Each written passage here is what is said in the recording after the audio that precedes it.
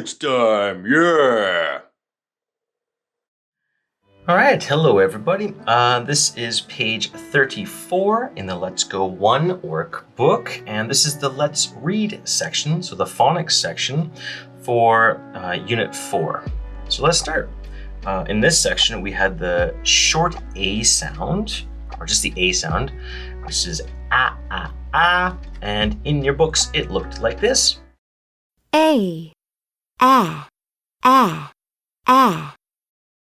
apple, cat, cap, bag. All right, let's write the words. It says unscramble and write, so they have the letters mixed up. And this is a cap. K, a, p, cap. This is a bag. B, a, g, bag. This is a cat. K, a, t, cat. And this is an apple. A, ap, apple, apple. Great, done part A.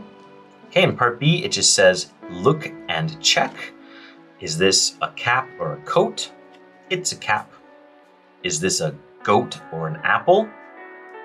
It's an apple. Is this a gate or a bag? It's a bag. Is this a cat or a cap? It's a cat. All done. Good job.